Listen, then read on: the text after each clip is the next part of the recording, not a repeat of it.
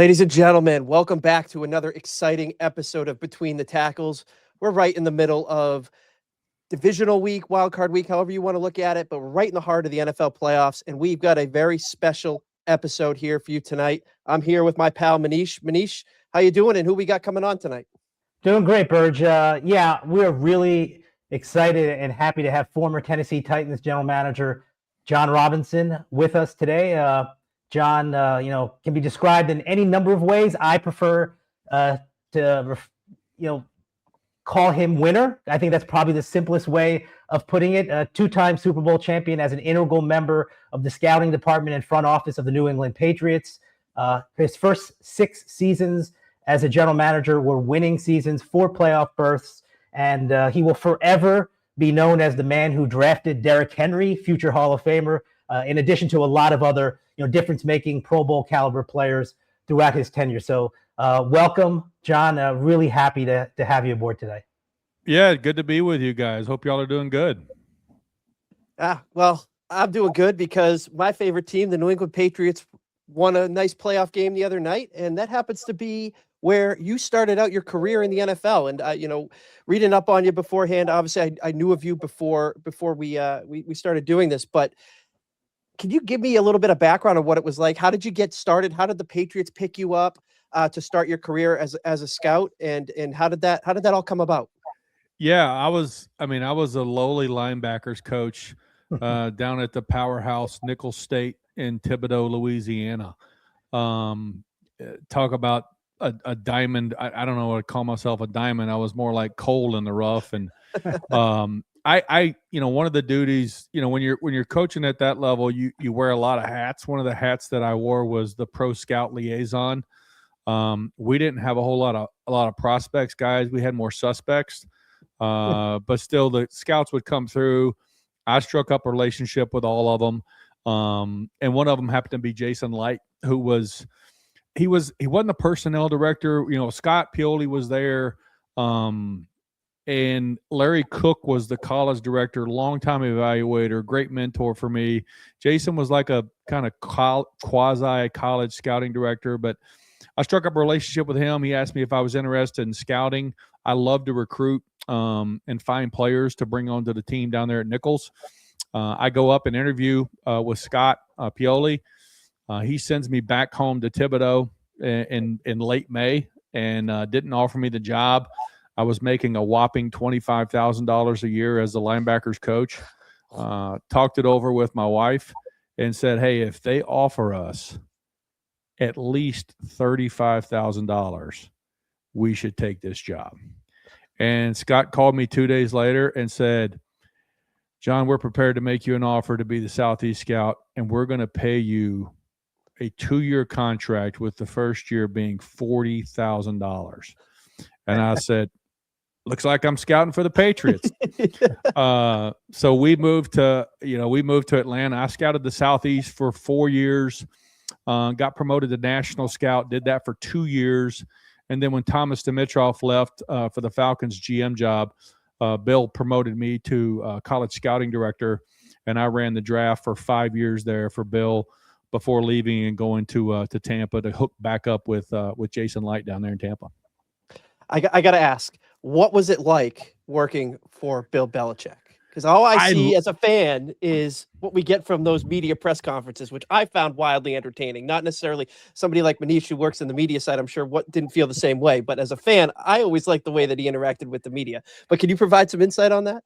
Yeah, I will say this. One of the first thing we did training camp at Bryant College, and I show up. I'm the greenhorn. I got yeah. But he asked about my wife and how we got moved and all that. And then our relationship kind of developed over time. He's actually really funny. He's easy to, I shouldn't say he's easy to work with, but I understood what he was asking. I understood his leadership style.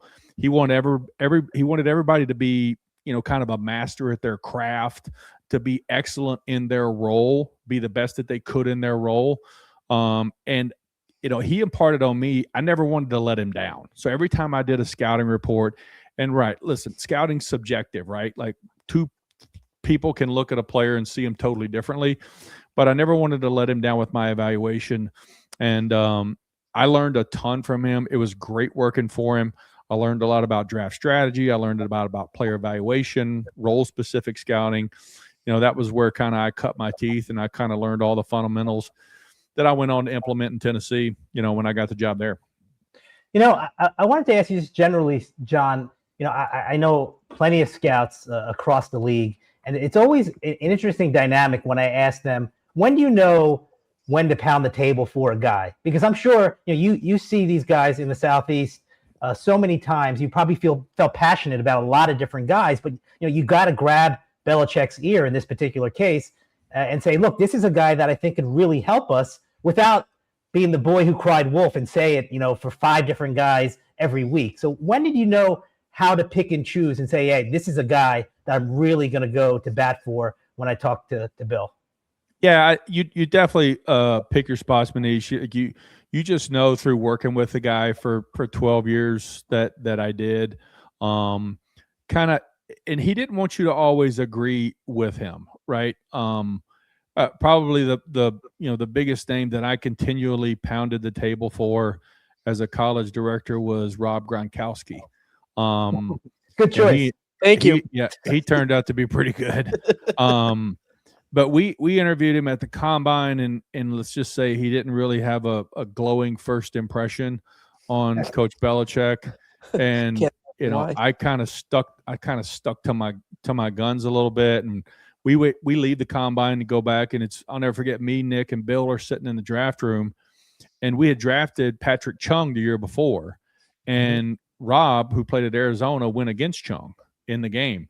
And I don't know how many touchdowns he had, but Rob had a really good game against Patrick, and we thought highly of Patrick. So we're sitting there, and we're probably mid-third quarter, and Rob's got 3 or 4 catches, and he may have a touchdown or 2, and he's had a couple pancake blocks. And I can hear Bill grumbling in the background, and he's like, how many more 30 visits do we got? Let's get this guy back in here. Which on his second pass, Rob didn't really impress that much either. But, the rest is history. We ended up with him. He's a Hall of Fame player and was a great player for us. But I knew, I had a strong conviction on what we were looking for in a tight end. We kept searching for it year after year after year, and everybody always kind of came up a little short in some, and I didn't think Rob really had many holes in his game. I thought he was exactly what we had been looking for years, and turned out I was right. Yeah, it's certainly interesting to hear you say that, because obviously as a fan, I sit here and I'm going to be like, thank you for pounding the table for Rob Gronkowski, because for 10 years I got to enjoy watching him play for the Patriots. You want to take me through what it was like early on, like especially because when you came in, they had already won the first Super Bowl, so you were kind of already had that winning type culture coming in. What was it like, I guess, the vibe in the room when it was like, we got to repeat this success? Like how did you guys kind of go about it? I mean, I know you were kind of just an area scout at that point early on, but what kind of vibes did you get? How did it kind of motivate you to continue to do well to make that happen? Yeah, they had just come off the Super Bowl in New Orleans, their first one when I got hired. And when I went to training camp, you could kind of feel, to your point, you could kind of feel the vibe and the standards and the expectations had been raised. It was Tom's first Super Bowl, and he was, on the start to his meteoric rise to being a superstar. And you could tell, like, we didn't want to have a letdown. And, like, I don't think we made the playoffs my first year.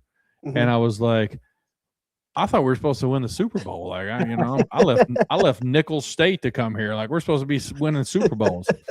Well, fast forward, we win back-to-back the next 2 years. So I think once the standard was set about, the types of players that we wanted to bring in, the caliber of players we wanted to bring in, I myself as a scout took a lot of pride in the evaluations and how I articulated my evaluations. And I told our scouts, once I climbed the ladder in New England, and then in Tampa, and then certainly in Tennessee, the decisions that are made, I wanted my evaluation, when Coach Belichick read it, for him to be able to visually see the player doing what I'm describing. And he might disagree with it a little bit. He might see the value off a little bit, but I was able to paint a pretty clear picture of what he was going to bring to the table. So I always tried to pass that on, because Larry Cook taught me that, Jason taught me that, and then, Bill and Scott certainly reiterated that to us. So that's something that I always try to do. But you're right, that after that first Super Bowl, I came in there and you could tell that the standard was going to be pretty high in that organization. And one final question before we move off the Patriots here. What was it like? Because obviously the Patriots, through the 20 years, but like through your time there, they were always picking late in the draft, late in the rounds and everything, and still sustained success through that period of time. How did that change your mentality? Like, because usually you go through the ebbs and the flows of the cycle of the NFL, where you end up picking high, and then it's that circle of life in the NFL. Consistently picking late in the draft presents a lot of challenges, doesn't it? It does, if you don't have Tom Brady. That he certainly erased a lot of issues that we had. But you're right. Typically, I think it's always comical around, as it inches closer to the draft, everybody wants to poll the GMs and how many first round grades do you have on a player? It's like, well, we've only got 17 guys graded in the first round. And we weren't so concerned about what round, if you're going to pick, if you're not going to trade, then you're trying to take a player that is going to have hopefully a starting role if you take him in the first round. And, hopefully if you stumble into an impact player back there. I mean, DeAndre Hopkins went 28 or 29. He's been one of the better receivers over his career. I think if you just identify the skill sets of the players and you have a staff, which Bill always did, that could maximize the skill set of the player and put them in position so that they could be really good at what they do. You can't just plug them in anywhere and expect them to go make an impact. But Bill was extremely efficient at identifying where the player was going to impact the team the most and try to put those players in those positions and keep them out of situations where they weren't going to be, as impactful. John, I did want to sneak in one last Patriots question. I believe the first year that you were promoted to director of college scouting, you guys drafted Edelman in the, on day 3. 7th round. So when you're talking about 7th round picks, there's a lot of, potential picks, what a guy might be, a project. Obviously, I don't think that you guys could have envisioned the career that Edelman wound up having, but can you kind of take us through the homework on Edelman and what the thinking was when you guys ultimately pulled the trigger on him for that pick? Yeah, he was a quarterback at Kent State, right? So you knew there was a lot on his plate from a mental standpoint of knowing the offense, understanding the defense to get the offense in an advantageous play so that the Kent State offense could go. It went through Jules. And, he was undersized as a quarterback, but he was extremely tough. He was really good with the football in his hands. And we knew he was going to be a developmental player. When you pick in the 7th round, it's not like you expect him to go on and be a Pro Bowl caliber player. So that's really a testament to Julian and the way that he worked. I think he was on the practice squad, and then he got called up, and then he went back to the practice squad. I mean, he yo-yoed back and forth between the active roster and the practice squad a couple times, I think. But he just kept grinding, as they say, and carved out a niche for him. We had the market cornered on slot receivers, whether it was Troy Brown to Welker to Amendola to Jules and we tried a Danny Woodhead out there some. So, I think that we identified he was good with the ball in his hands. He was extremely tough. He was intelligent. He was a very hard worker. And then he made himself into, kind of a superstar. Much like Tom did. Tom went, 199? He was a 6th round pick. It's not like he was the first overall pick in the draft, but talk about a guy who was meticulous with his mechanics and studying the game and trying to ID what the defense is going to do to him pre-snap so that he could get him in a play and he knew where to put the ball. That mindset carried its way really with every player on the team, from Tom to Vrabel to Brewski to all of those guys, it was kind of a theme that we wanted these tough, hardworking, grinder type mindset guys that were going to maximize, their opportunity, and then the coaches were going to put them in a position where they could be successful. I'll always remember the Wally Pip with Julia Edelman and Wes Welker, with Bill Belichick on the sideline asking Welker if he had ever heard of Wally Pip. Yeah. Classic. John, I mean, I think one of the things that I've always respected about you is that, you really did start at the grassroots, and you earned every promotion that the Patriots gave you, so much so that you stayed there for the better part of a decade, and then ultimately moved on to Tampa to be their director of player personnel for a few years. By the way, you guys drafted future Hall of Famer Mike Evans while you were in Tampa. But then you get the opportunity that everybody in your business wants, and that's to sit in the big chair, general manager for the Tennessee Titans.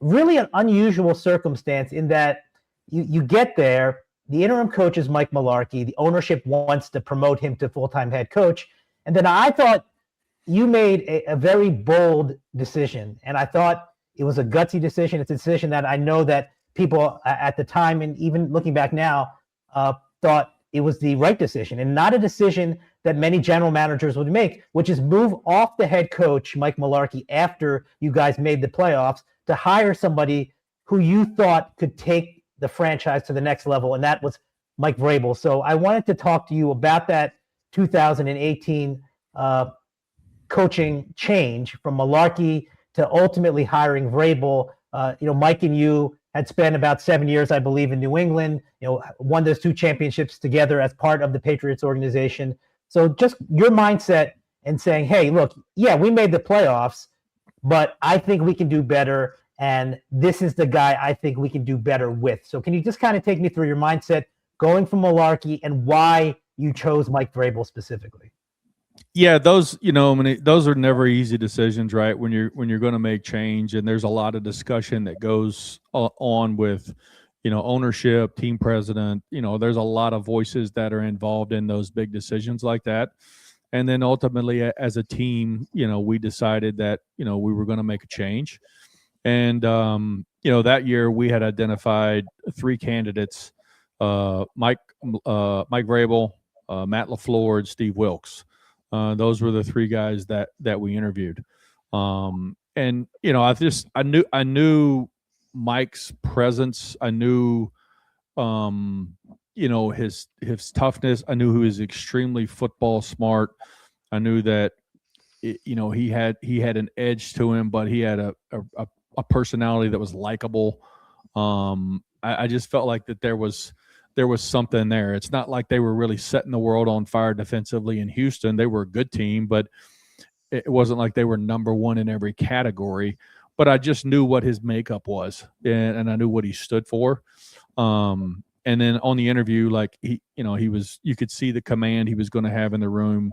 The fact that he was a former player and he could create touch points with players on our team, and he was relatable. I mean, he was a All-American, then he was a 3rd-round pick, and he didn't really play a whole lot in Pittsburgh. He played on special teams, and he kind of earned his way into a starting role in New England, and then he went on to be a Pro Bowl player. So he played outside linebacker, he played tight end. There's really not a lot of things that he hadn't done that he wasn't going to ask the players sitting in the room to do, right? So at the end of the day, all 3 candidates were excellent. I think Steve Wilks ended up getting the Cardinals head coaching job that year. We ended up with Matt LaFleur as our offensive coordinator, and then a year later he gets the Green Bay job. So I think we identified 3 really good candidates. All have gone on to be head coaches, but it just felt like Mike was the most ready to lead our team. And I felt like that, it was just going to be a good fit for us here. Did you have specific questions that you were really curious about? Because that's one part of the process that I think the average fan doesn't know. Unless you talk to candidates, if you're in the media and you find out what questions they asked. What specific questions were you really interested in hearing their answers to? Yeah, I think I do a lot of interview prep now with coaching candidates, with GM candidates, And I tell them the most important time in the interview is the first 10 to 15 minutes, right? Because there's a reason the job is open, right? Something is broken within the football business, right? They're not winning or something's awry. So I think first and foremost, you have to, the candidate has to come across as somebody that you want to talk about football with on a daily basis, right? You just want to have conversations about it. Because if you don't want to talk to somebody, it's probably not going to go well, no matter how well the coach is, how good the coach is, right? Mm-hmm. So being able to have conversations, have a conversational tone in that first 10 or 15 minutes, and then really you're just building, you're asking them questions about, like what does culture mean to you? Like, what is your plan for structuring practice? How are you going to coach the guy that's a 10, 12-year veteran different than the rookie free agent that we signed out of Washington State? Like, how are you going to create touch points with the different demographics that make up a locker room? How are you going to impart on the players that you have a plan individually for them in their career so that they can be successful? And if they're successful players on our football team, then pretty fair to surmise the team's going to be pretty good. You're going to win games, which in turn is going to help them either get more money with our team or go get paid somewhere else. Like, that's the nature of the NFL. That's the business of the NFL. So being able to create those touch points through conversation, through questions, but it all starts with the first 10 or 15 minutes that I just want to talk to this guy about football, and if you can't nail the first 10 or 15 minutes, then really you're just wasting each other's time for the next 2.5, 3 hours, however how long the interview goes. It's certainly interesting to hear you say that, because obviously you had familiarity with Mike Vrabel from being in New England for all those years together. Now, I'll tie it back to Bill Belichick a little bit here. Do you see a lot of similarities between Mike Vrabel and Bill Belichick when you were interviewing him? Did you see any kind of that Patriot way still kind of ingrained in him when you made the decision to hire him? Yeah, I think so. I think we all learned a lot from Bill, right? But I think, and again, having not worked for the organizations with guys that left and ran their own programs, I think the mistake that's often made is they try to be Bill. Right. And to me, like I always said, if I had an opportunity to run a football team, like I'm going to take all of the things, the master's degree that I earned learning and working under Coach Belichick, but I've got to be me, right? Mm-hmm. I've got to be my own personality. I was like, we're going to work hard, and like it's going to be a tough program, but we're also going to have fun. Like every day is not going to be gray when we walk into the building, right? The sky is not always falling. So, because the NFL is a hard business, it's hard to win an NFL game. And when we do win, again, not every week is the Super Bowl when you win a game, but like you got to celebrate sometime, right? You got to have a little bit of fun with it. So I think that Mike did a really good job in the interview of, similar to what I did to get the job in Tennessee, conveying all of the fundamental principles that we learned about, roster building and team building, and then on his end, coaching, but being your own personality, if that makes sense. Yeah, I'd say that's definitely big, because at least I've definitely heard of other coaches that had coached under Bill where they've kind of gone off and they tried to replicate, almost try to do the exact same thing, and it hasn't worked. And I kind of base that in my own life, in my own career, where it's like, I'm going to take what I learned from you, the best parts. I'm going to take the best parts from what I learned from you, and I'm going to combine it together. I'm going to create me. It's kind of the same thing exactly with what you're saying there. Yeah, that's right. I think that's the only way you can kind of attack, really any career field that you're going to be in. You got to be your own person. You got to be comfortable in your own skin. If you're trying to be somebody else, then you're just faking it. And at the end of the day, that's going to come through, and you're going to lose, credibility with those, those that you're working with in any industry. Absolutely. Yeah, and I think it's easy to see how Mike Vrabel would be relatable. It is funny because you obviously know him much better than both of us do. But in my interactions with Mike in the past, it's really funny because he has a way of genuinely being interested in the person that he's talking to. Whether it's a reporter, whether it's his general manager or players, other media that cover him on a day-to-day basis. It's really fascinating. I think there's a general curiosity about him. I think he's genuinely a curious person, and he wants to know more about you as a person. And I share this story all the time. When I first met Mike at one of the owners' meetings, I don't know if it was his first year in Tennessee or maybe his second year, but he was literally the only coach to that point who would ask me about my career, because my job is typically asking general managers like you or head coaches like Vrabel about their background, their upbringing, what makes them tick, why did they get into the profession. And it's rare when unprompted a coach or an executive asks you, like, why did you get into reporting? Where did you go to school? Where are you from? Why choose this particular field? I just was very impressed by that, just on a human level, the fact that he was genuinely curious. And I think that curiosity serves him well as a coach, specifically dealing with his other coaches and dealing with players, many players who are much younger than him. And as much as the football acumen has gotten him to this point, I think that his genuine curiosity as a person has benefited him so much in becoming a highly successful head coach. I just wanted to get your thoughts on that as well. Yeah, just don't slip up or he'll cook you. Yeah, you see that. Look, and it's funny because it's almost playful. He's had some back and forth with some of the Boston media in his first year with the Patriots, but there's a tone to it that isn't abrasive, and it's actually engaging. And again, I'm looking at it from the outside in, not being in Boston, but I just find him to be a very welcoming person. But you're right. I mean, there is a hard edge to him. You can't. It's not all rainbows and peaches and cream in the NFL. But I do like that part of who he is, and I think that also really has served him well in finding the success that he had with you in Tennessee, and then obviously now in New England.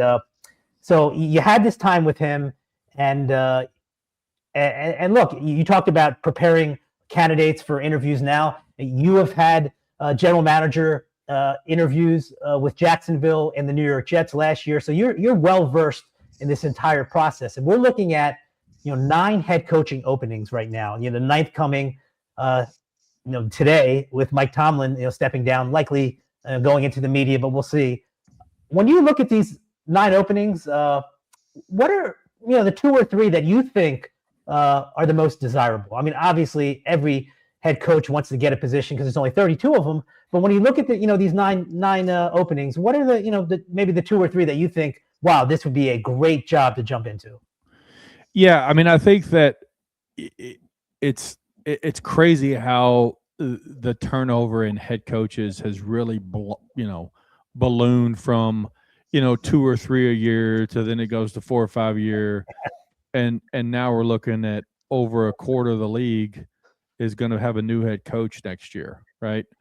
Everybody in the AFC North except for Zach Taylor, it's going to be a new head coach.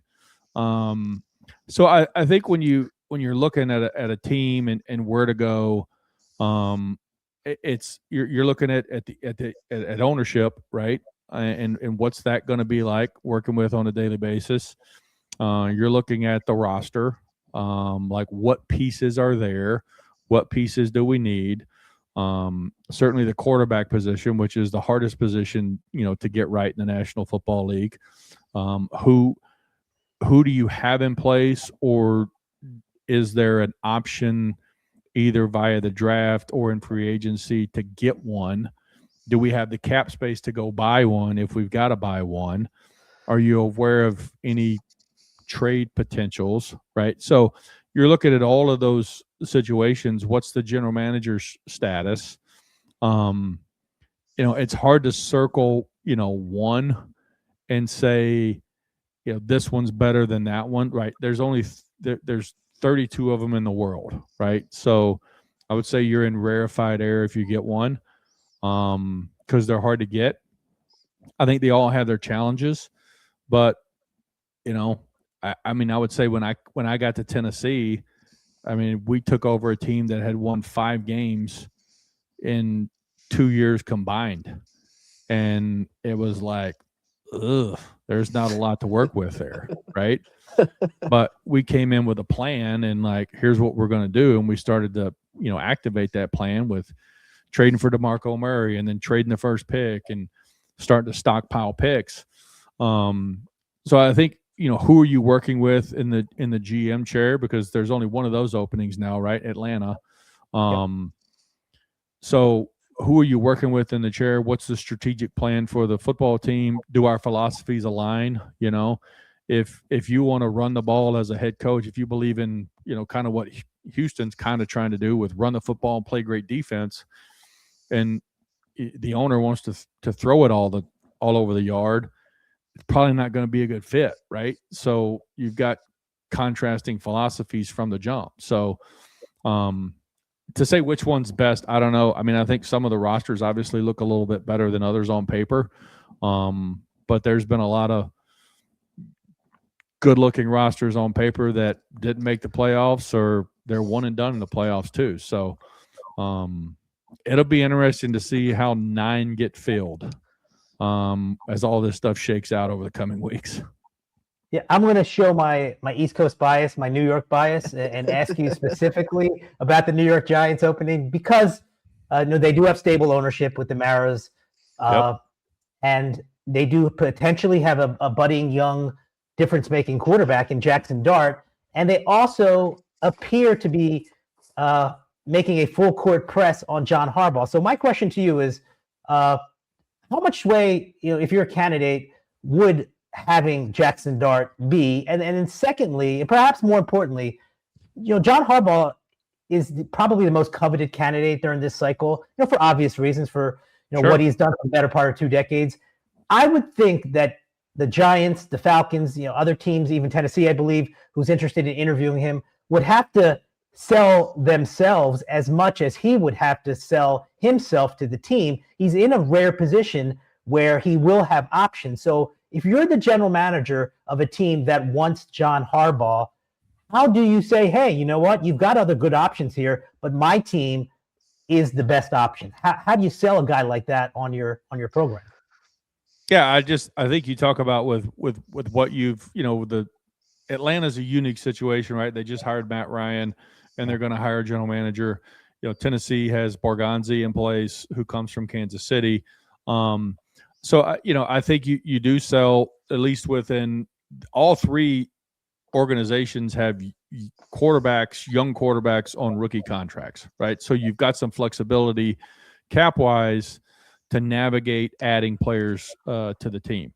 I think all 3 have, different stars at different positions. In Tennessee, you've got Jeffrey Simmons, who I drafted, who's a superstar defensive tackle. In Atlanta, you've got Bijan Robinson, who's arguably the best running back in the league. And then in New York, you've got a really good defensive line. You got Malik Neighbors coming off an injury who had a great rookie season. So there's some superstar pieces in place. I think you have to sell the relationship with the GM, how you're going to go about building the roster, how you're going to be collaborative with them, how you're going to how you evaluate prospects, how you want to lean into the coach to find players that fit his system. It'll be up to ownership how they delegate the powers, right? Like if Joe has control over the 53-man roster in New York, does he say, hey, we really want John Harbaugh. I'll give John Harbaugh the control over the 53-man roster. Let me have control over the 90 guys that start on the team.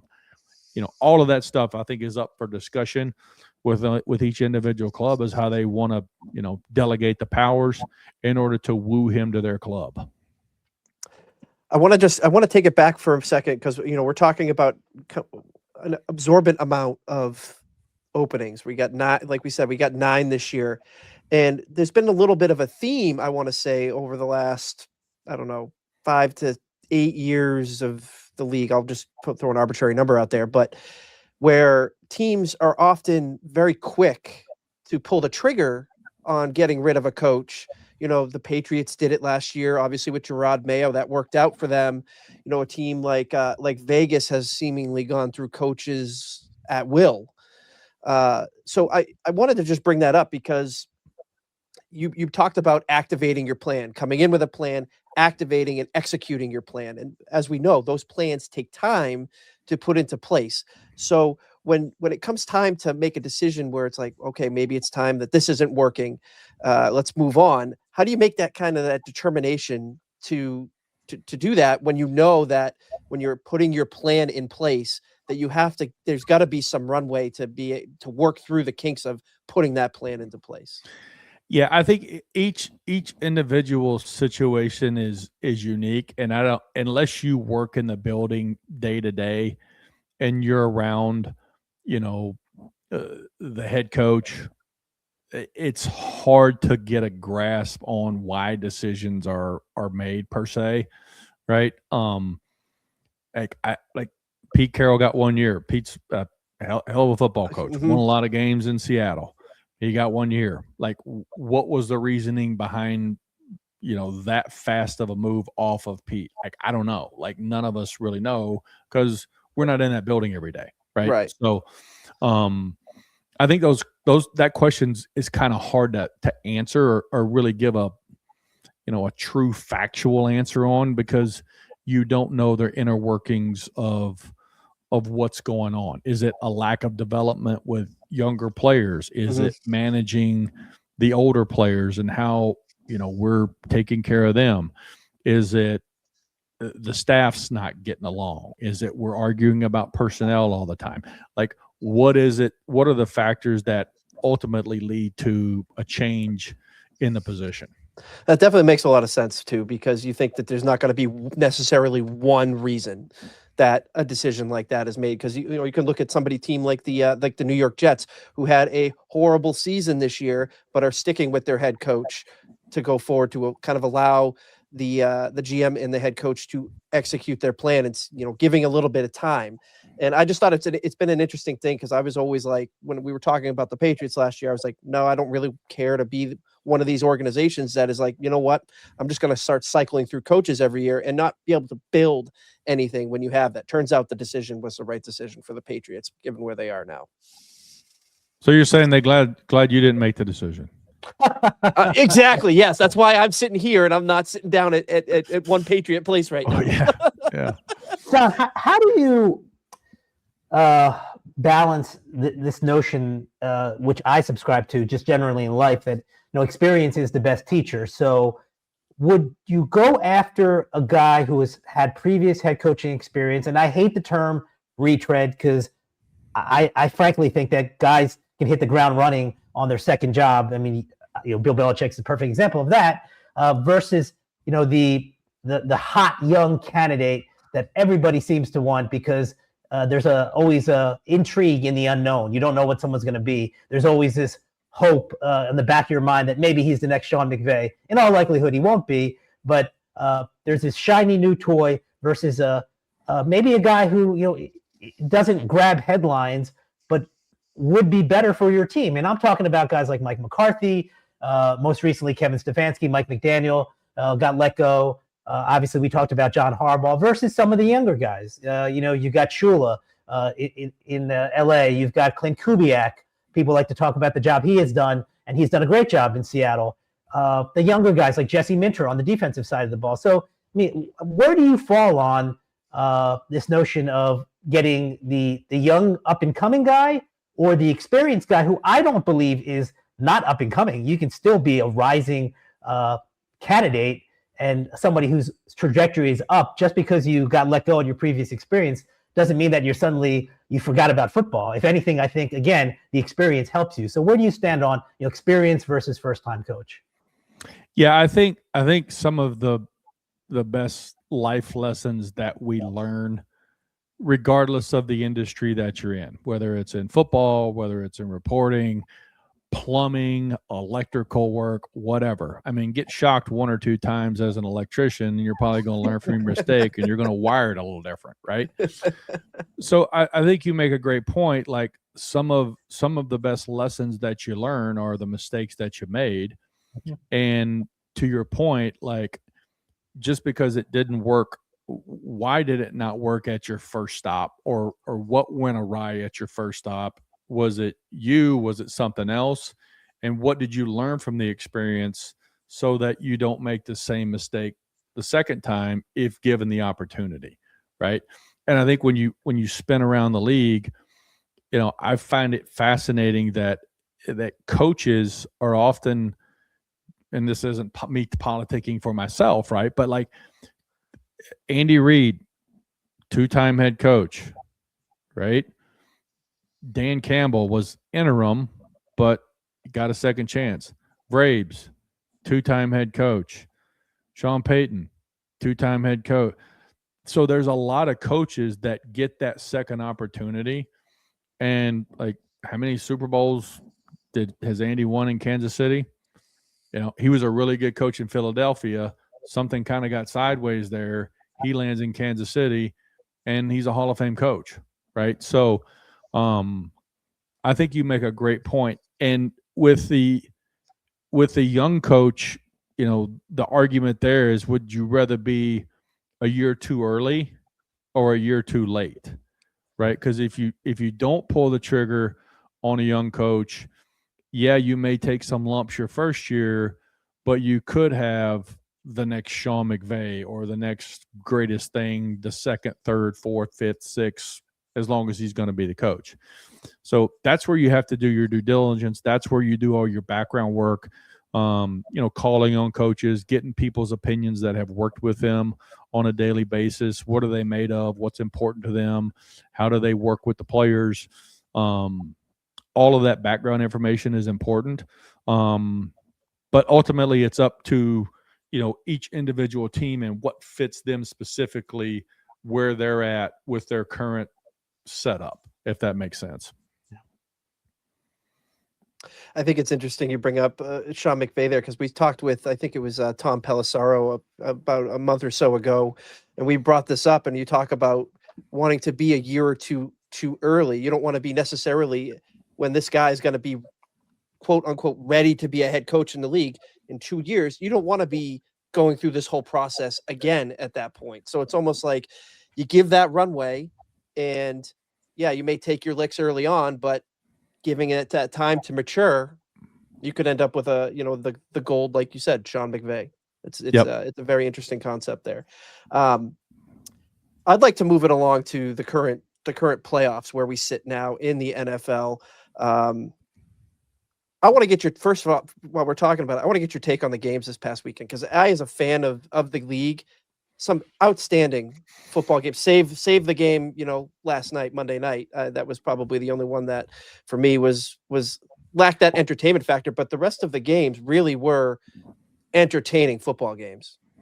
Yeah, they did. I mean, it came down to the last series or the last couple plays in most every game. I thought the Chicago Green Bay game was super exciting. The Jacksonville game was in Buffalo was super exciting.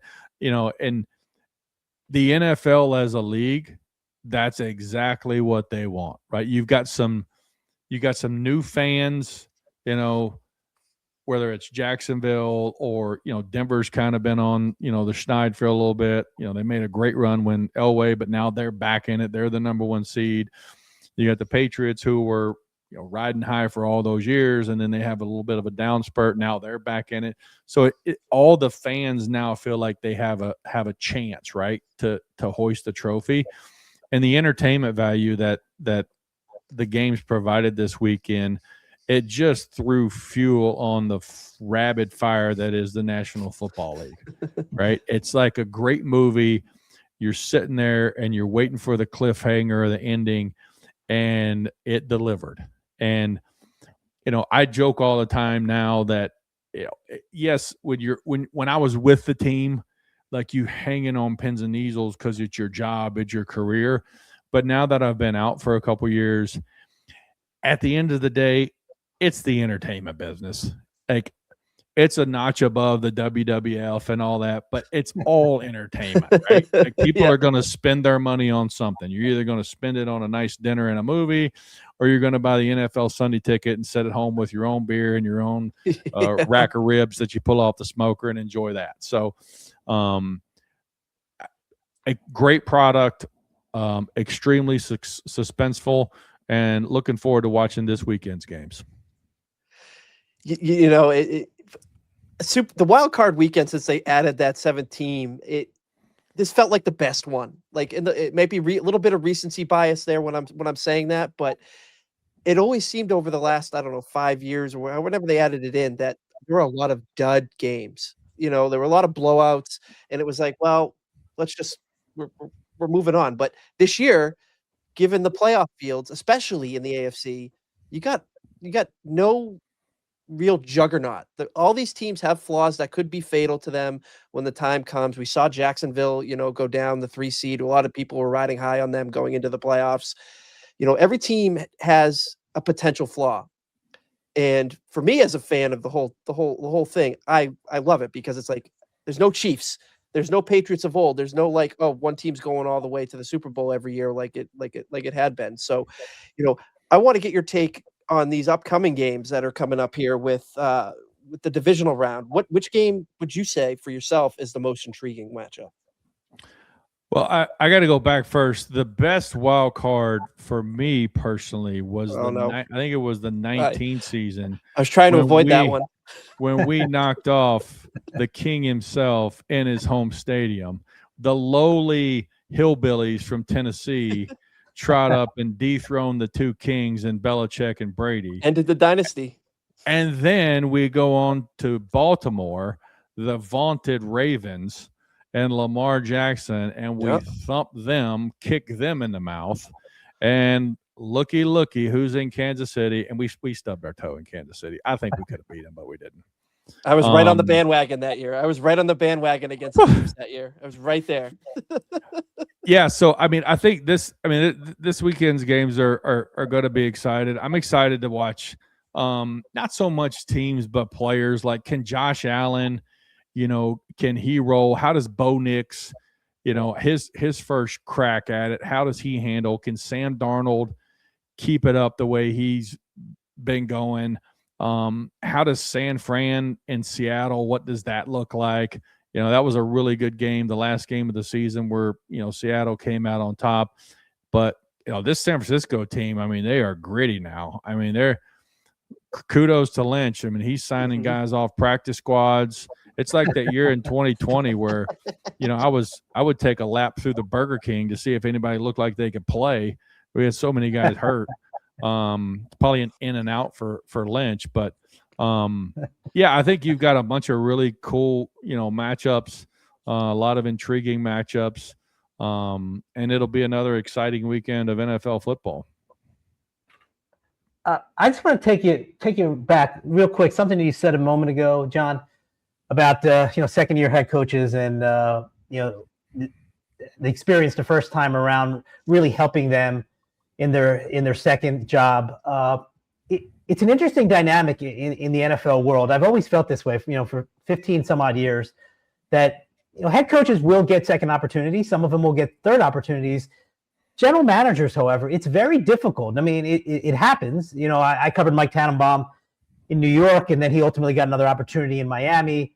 But by and large, it is challenging to get that second opportunity in a front office. And I would think, just based on the general managers that I have known throughout the years, that having a 3 or 4 or 5, 6, in your case, 7 years of experience at the position would be invaluable to a team looking for a new general manager, simply because the ins and outs of being in that position. Everybody that I've talked to who has become a first-time general manager talks about, wow, this is so much different than being the director of player personnel or being a scout. There's so many different responsibilities that you don't truly understand until you're actually living that position. So the fact that you have that experience, to me, should be such a benefit for an owner looking for a new general manager. But there is this odd dynamic in the league where it's difficult, and I've talked to guys who are who have been general managers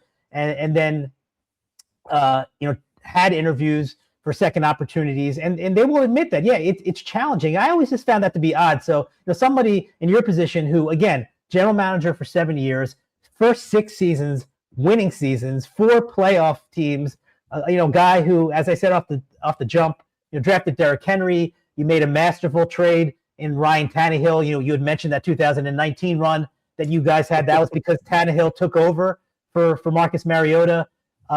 You've had some master strokes as a general manager, to which I would say, if I'm an owner looking for a general manager, those types of decisions to me would give me comfort. So I just want to get your thoughts on why is it challenging for executives to get a second opportunity as opposed to head coaches?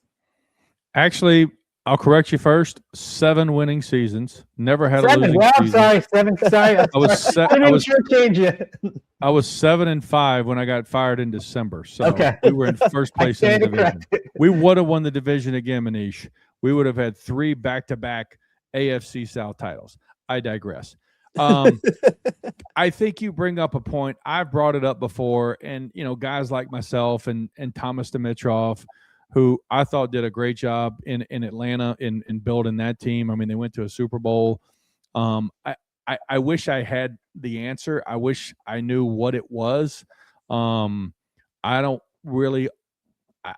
Maybe it's like we're thought of as dinosaurs. We're antiquated in our way of scouting with the new, analytics and all of this stuff that plays into it.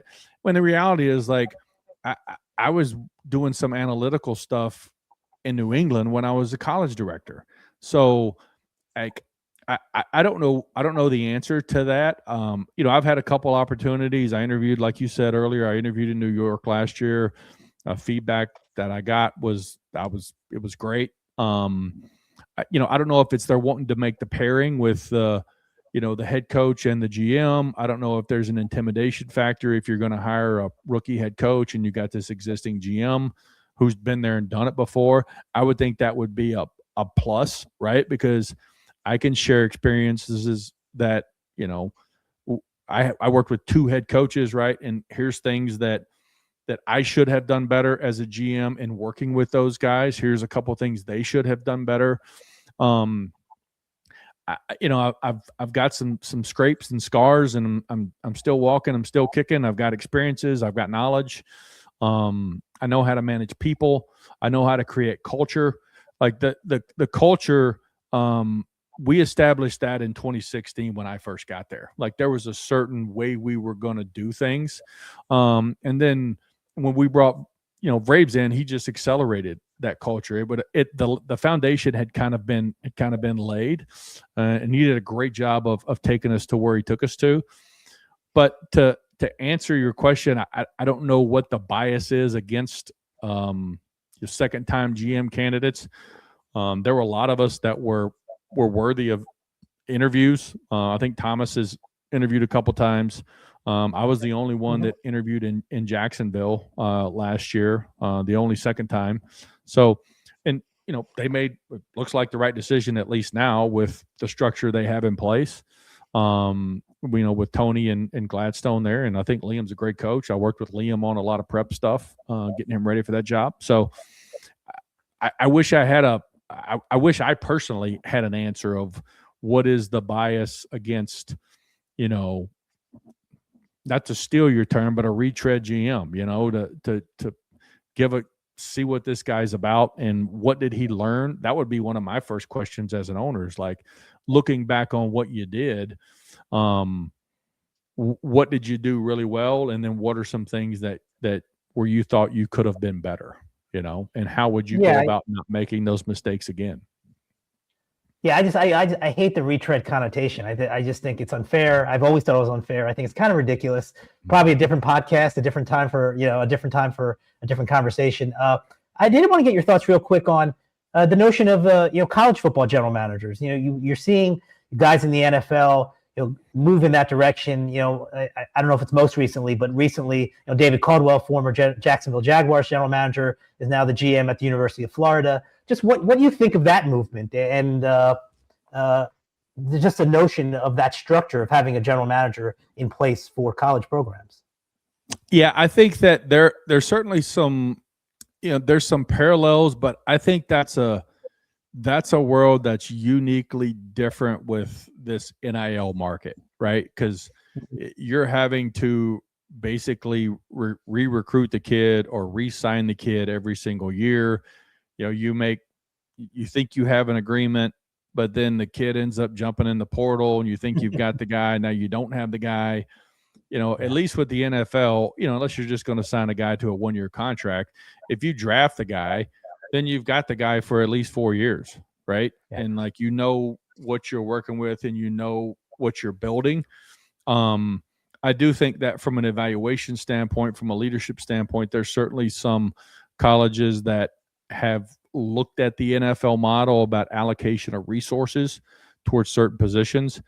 Obviously, if you just look around of who's getting paid, these college quarterbacks are making $4 or $5 million a year now. So that's the highest position on the college roster, much like it's the highest paid position on NFL rosters. And then you look at, tackles, receivers, edge rushers. It's a similar model. It's just a different roster building strategy in my mind, because you've got so many guys that you have to pay, and the volatility of them just deciding, well, I don't like this coach anymore, I'm going to go in the portal, or I think I can get an extra $50,000.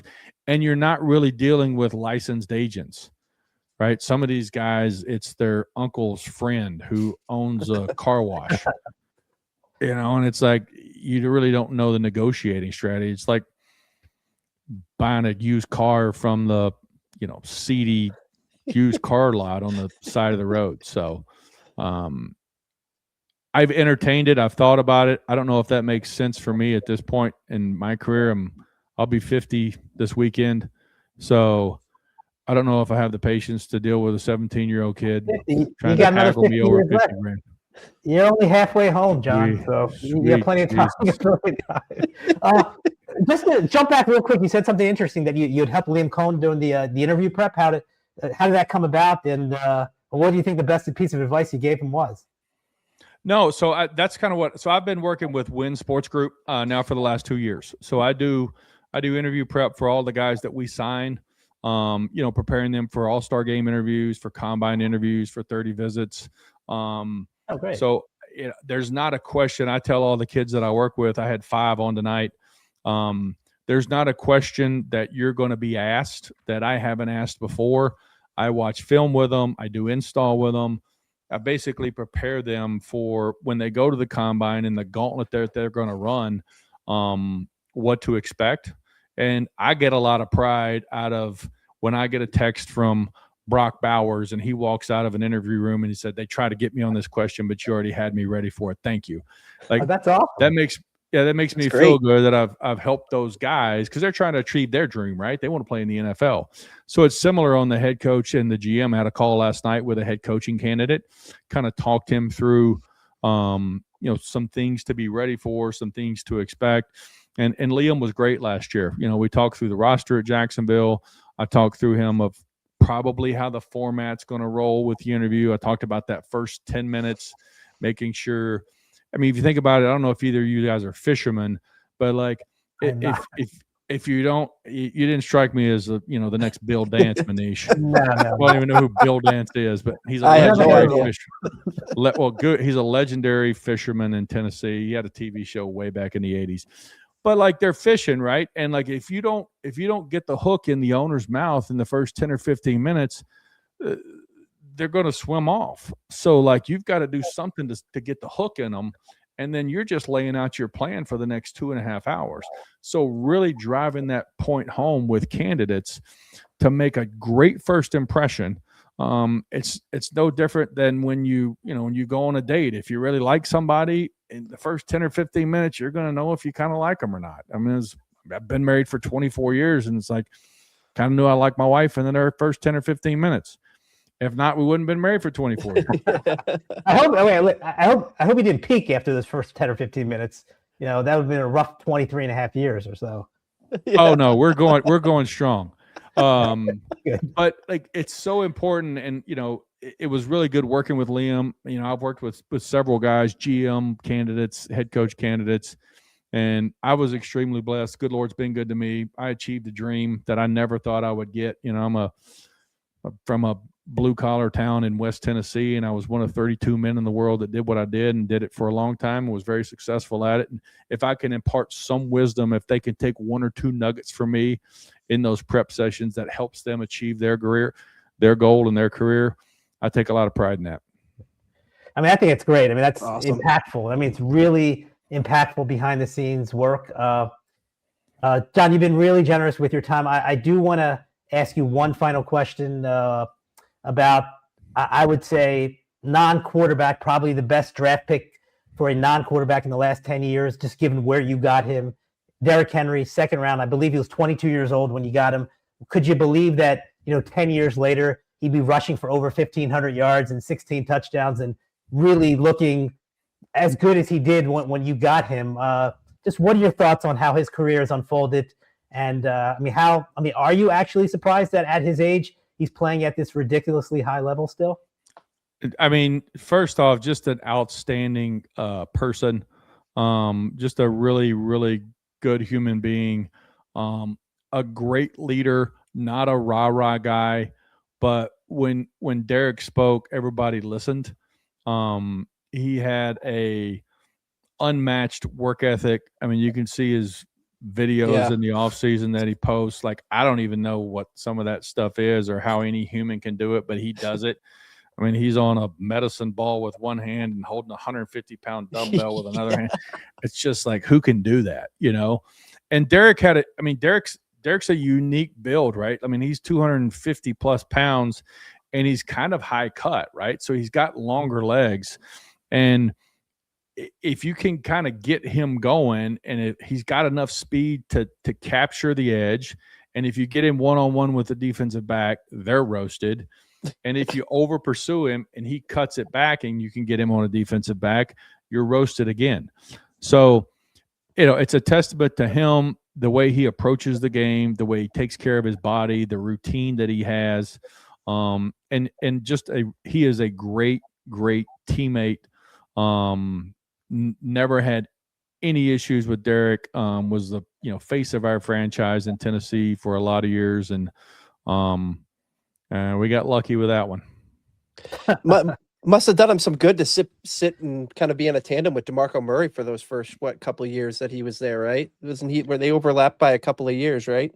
Yeah, so DeMarco was there for 2 years, and DeMarco was really good too. That was I think I traded for DeMarco, and Howie and I swapped fourth-round picks. So for like 9 draft slots, I got DeMarco Murray.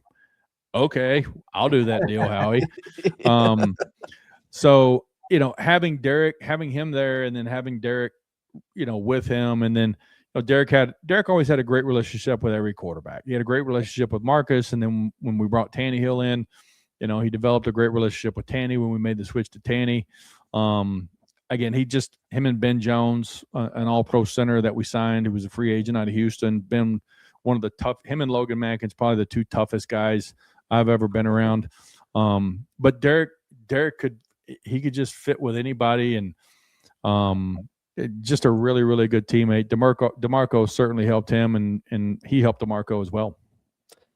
I would not want to be on the receiving end of one of his stiff arms. Let me tell you, seeing those go off in the last couple of years, even as he gets older, I have no interest in ever eating one of those stiff arms or even seeing that guy barreling down at me, because they'd be picking me up with a shovel. John, I want to thank you so much for taking the time with us tonight to go over all this. As a Patriots fan, it's great to hear, the background stories of stuff that I would never actually get to hear. So again, I just want to say thank you again for taking the time for coming on with us tonight. Yeah, it was great to be with you guys. We didn't get too down and dirty on the Patriots. That would probably not be podcast worthy, but it's I know where some of the stuff's buried. We'll save that one for another day. So again, thank you again. We'll see you all next week. See you guys.